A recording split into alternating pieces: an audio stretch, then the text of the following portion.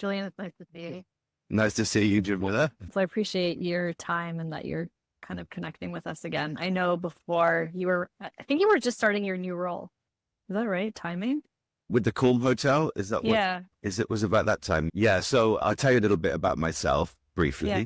So I started my career at Sotheby's, the auction house, as you know, on Bond Street. Yeah. And after a couple of years of working with clients, I was selected to head up something called client management, which was a sort of a new program within the company looking at client relationship management.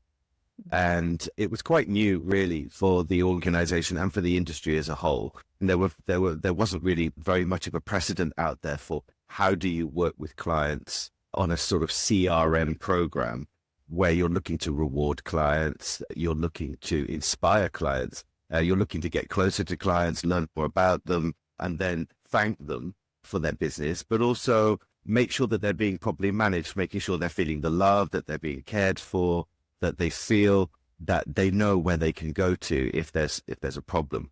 Yeah. And so I joined the client management team for Europe, and I took over that department in the end, and had a really good few years doing that. And then a lot of the initiatives that we put in place for Sotheby's really resonated with our clients. We kept them art focused because we were ostensibly an art organization where our major departments were selling, artworks of the painterly tradition. So developing all of that, developing the clients, rewarding them, creating money can't buy opportunities was something that it was part of my everyday. We were constantly thinking, not only how are we managing the clients, how are we making sure that they're well looked after, but also what are we doing to reward them. So from that, I moved on after a few years. I think I was in Sotheby's for about 9 years. And I started to set up my own consultancy company. So I started to work with luxury brands across the board, mostly European brands from like Louis Vuitton and Dior and Fendi, et cetera, And eventually I started to move into hospitality. So working a lot with big hotel groups like Mandarin Oriental, One and Only, et cetera. And hence how we started talking about the Calm, who I represent as international head of VIP clienteling is one of my many accounts. Okay. Quite a lot, vast experience in terms of high touch engagement with customers and keeping that, I guess, relationship and conversation going between brand and customer, or brand and client. So the reason why we wanted to speak to you today, because you've got this incredible experience building up programs, especially when this idea of clienteling or even like CRM was quite foreign to companies. It still seems quite new. And I think also we find that clienteling is sometimes only associated with the luxury sector. But we're finding with our customers, whether they are selling beauty products or even furniture, or even think about like health and wellness with what supplements or vitamins are you taking, we're finding that brands are more and more looking at clienteling as a way to continue having that relationship with their customers. So making something like marketing feel a little bit more personal. And so we wanted to talk to you just to kind of take a few steps back and look at how brands can think about applying clienteling to their business. So the first question I just wanted to ask you, because this can seem like a new topic for many companies, is how do you even define clienteling? Oh, well, clienteling can come in many forms. I mean, a lot of businesses today are very much online. So it's not, in the sense of selling a product through a retail outlet necessarily where, obviously over time you can build relationships. But clienteling is all about relationships. So however you're doing it, whether it's online, I've been targeted by certain online platforms selling men's clothes, for instance. And you get a sort of designated person, bot, whatever it is. I'm not quite sure. But you get somebody who's trying to learn about you, who's trying to understand what it is you like. And then as the algorithms grow on the online side, you start to get more and more things that they think, hey, this guy will like that. He bought blue chinos. He might buy some gray chinos, it's a good chance on it. So we target that. Of course, so clienteling and relationship management is valid right the way across the board. Obviously, if you're dealing with mass market, it's much more difficult to create personalized face-to-face interaction. And probably they're not that necessary. As long as somebody feels that somebody within the organization, I don't think your expectation is, if you're buying sort of £50 pairs of trousers, that you're going to have somebody, working full time for you trying to. But of course, on the other hand, if you're shopping in Harrods and dropping 10, 20, 50 or £100,000 or more in a single shopping interaction, then of course, their VIP sort of suite is there to manage those people on the face-to-face, building relationships, possibly going for drinks with them, having occasional lunches or dinners, who knows what, and taking it to that very next level, which is, sort of creating a much more intimate environment for the client to be able to not only express what their desires are with regards to what that particular company can provide for them, but also feeling like they've got a sort of, in that sense, a friend, somebody who understands them, who knows them, who appreciates them. And so that's the full gamut of what clienteling is. And there's a lot here in the middle, in between. Yeah. Do you look at clienteling as more of a retention tool? So once the customer has made that first spend, then how do you continue engaging with them, or, like you said, become their friend? Or do you think that clienteling can also be used as an acquisition tool to bring that first-time customer in? Yeah. So first of all, you've got the retention side, and the whole point of the retention side is not actually just to retain; it is to increase their spend. So you're advancing them. There's a strategy there. There's an initiative behind it. But of course, in the luxury sector, what you see is that a well-functioning CRM/clienteling program will inspire others to join. I want a piece of that cake. Why is he or she getting so much love and attention from this brand? What I shop there too. Perhaps you don't shop there enough. Perhaps you spread your shopping around too much. Perhaps you haven't reached a certain amount of average spend that gets you that extra dedicated level. So it's both. It's it's retention and obviously to inspire new business to join. Yeah. So one of the questions we find with brands always trying to, I think, like, figure out what the secret sauce is with clienteling strategy is, how do you scale it? So clienteling always feels like you need a big team of, I don't know what the right word is, but like handholders from the brand side. And then with that team, you then allocate them a selection of clients or customers that they can then build that relationship with.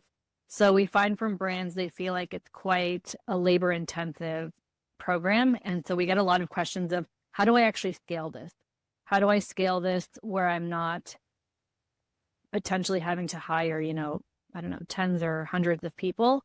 And then the second part is, how do I scale a clienteling strategy where it moves beyond that person? So if Julian leaves the company, how do I ensure that those customers still feel attached to the brand? So two questions there around how do you create a program that scales? Yeah, well, I could only obviously speak now for the luxury sector. Clienteling is all about relationships. So when you want to scale it, if your product is something which is expensive, which is going to pay for the clienteling team to be there and cover your margins and whatnot, then there's very little you can do about it, because if the product is expensive and you have competition, you have people selling something which is similar or or exactly almost the same, then the only way to get the person to achieve loyalty to your brand is through the people. It's not actually through the brand. Brands do resonate, of course, and brands, if you're looking at luxury retail, certain brands might sell certain clothes in a certain way that, fits your style, whatever. But the reason why you're loyal to them is because of the relationships. And to take something where you're looking after individuals and scaling it, you see so many companies that can flounder. One of the worst elements of it is that the client feels that they've been passed over pushed down the rung. Initially, I was dealing with the head of department. Now I'm dealing with his assistant. Now I'm dealing with the assistant's assistant. And as soon as those, and if there hasn't been a proper handover where trust and relationships have been built up, and the client can see this is just a practical solution to a numbers game, rather than in some way signifying that their value as a customer has been demoted in some way, then immediately you've lost them. Yeah. And the second part of your question was, can you just remind me? I think I answered both, but the second part, the first one was people related. So how do I create a scalable program? And then the second part was, how do we ensure that if the program revolves around a person, or like you said, a head of a department, and then someone gets allocated to the assistant head of the department, how do you make sure that the customer feels the connection with the brand rather than the person? Yeah.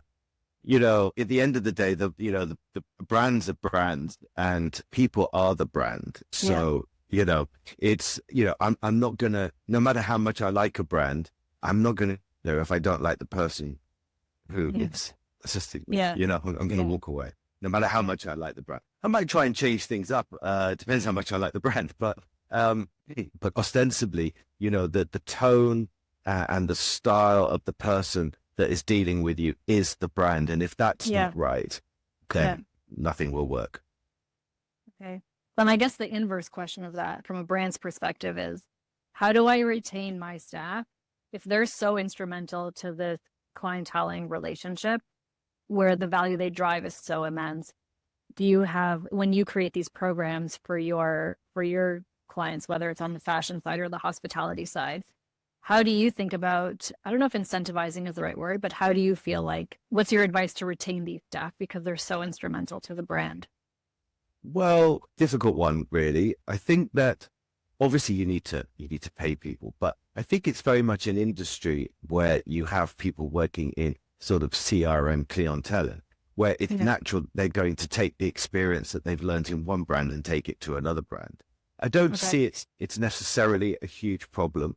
As much as one person may leave with very strong relationships with a group of clients that they've developed over a few years, it's also easy as well to hire somebody who's been working somewhere else and has developed high level relationships, and then they bring in new customers, and you won't necessarily lose your old customers, but of course it's all about handover. I don't think you can really look to keep people. People are not going to stay long term in those sorts of roles. I see it myself in the luxury sector. People will always move on. They're always looking for somebody who will try to poach them. And, why not? They should do that. But you have to look at it from the positive angle that the next person you get will be bringing a portfolio of clients with them.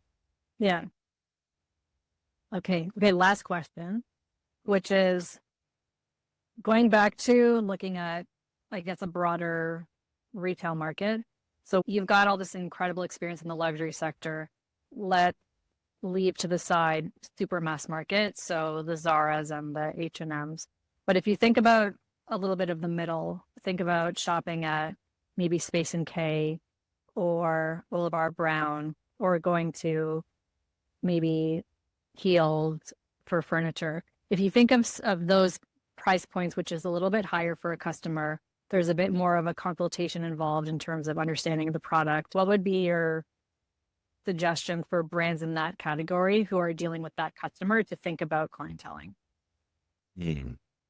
Well, let's take Boulevard Brown as an example. I think they do lots of things well.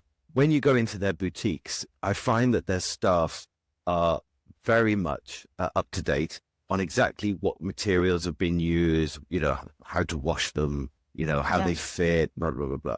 So they obviously do good product training. Absolutely, when it comes to when you walk in a boutique, you are immediately spoken to, you're acknowledged. And I've actually had some memorable conversations actually in there with staff going above and beyond to try and leave you with that feeling that you were properly served, that it was a fun interaction. It was a memorable part of your day, perhaps, and keen to give their contact details, because if they can see that you've spent a certain amount, obviously they've made the assumption perhaps this guy can do that every week or every month. Who knows? So let's try to bring him in. On the marketing side, you're constantly messaged, perhaps a little bit too much, but you get a lot of emails into your inbox, most of which I don't read. I don't have time for that. But they're making the effort and they're keeping you in their consciousness. And I think at the price point that you're looking at, around sort of £250 for a pair of swimming trunks, £350 to wear a jumper or something from there. That's about as much as they can do. The rest of it is just trying to ensure that people feel the brand is something which resonates with them, that makes them feel like they look better in some way because they're wearing that brand. But above and beyond that, I know that they told me when I was in there that they were happy to, drop me a WhatsApp, I think, to keep in touch with me. And WhatsApp is the most valuable tool. I feel that WhatsApp is very much underused in the US market, and I don't understand why. And I was working with a New York-based luxury brand, and there was this whole to-do about invasive communication, but because of using WhatsApp. And I was saying, oh, this is absolutely fascinating, because in Europe, for instance, or in the UK, WhatsApp is a way of communicating a message without being invasive, because you don't have to do hello, how are you, just and do all the formalities. You can just go, you wanted that in blue, here it is in blue. Do you want to buy it? Or something. And so it's a hugely powerful tool where you don't have to do all the usual, greetings and things. So it creates quick communication. And I really like it when I see brands taking those sorts of social media apps and using them to their full extent. Because me personally, I have a lot of people I have to keep in touch with who are clients, and there's no other way. I mean, if I send an email, I might not hear back for days. Send a WhatsApp, I can even see it's been read, that it's been delivered, that it's been sent. I can track everything. And so I know exactly where I am. And the same for the client. They can just give me yes or no answers. No need for formalities. So quick back and forth. Easy. Well, we really appreciate your time. I know we're getting to the end. Our last question, just to wrap up the conversation, is if you can share a memory of the best customer experience you've had. Yeah, sure. Every time I'm asked this question, it's always the same answer. I'm very lucky to go to one and only La Palmilla in Cabo in Mexico. Stunning resort on the ocean. And the one thing that hit me was how the customer service at the resort was intuitive. People were very discreetly watching you at all times, seeing what your next potential need could possibly be. And before you even had to open your mouth, you were presented with an option that would satisfy whatever that need was. And I was with some clients there. And after about 3 days, it sort of hit me what was happening. That, unlike in other resorts, I didn't seem to need to speak. I didn't need to ask for anything to come. Yeah. And I said to them, are we all having the same experience, or is this just something happening to me, some sort of spooky thing? And everyone was like, that is exactly what was on our lips. Like they knew exactly when you left your apartment to go to the beach. And you were never disturbed. You would never see house cleaning. You wouldn't see anybody. If you moved a chair because it wasn't convenient in your room and you moved it 3 feet to the left, when the cleaners came, they would put it back 3 feet to the left, even though it isn't where it's meant to be, because it's your room. It's how you want it. I've always used that as the benchmark for incredible customer service. Yeah. So all I have to do now is work out how to go. Yeah. But no, it's amazing. Yeah. Yeah. Yeah. I think I guess anticipating the customer. Yeah. Well, it's like, when you go to a restaurant and you've had great service because, your wine glasses are refilled, but you don't even notice. People know where to stand, how to stand, how not to interrupt the flow of a conversation, when to come and ask you when you'd like your starters or your entrees, dessert. All these little things that, I think are so hard to train in people if they don't have that natural instinct for when to approach and how to do these things. And it just seemed that either they had the most incredible training course at One and Only, or they'd been lucky to hire people who just love customer service because it was something really exceptional. So yeah, I think that's a good point to end on. Good, Loving yes, customer service. Yeah. Positive, yes. Yeah. Thank you so much.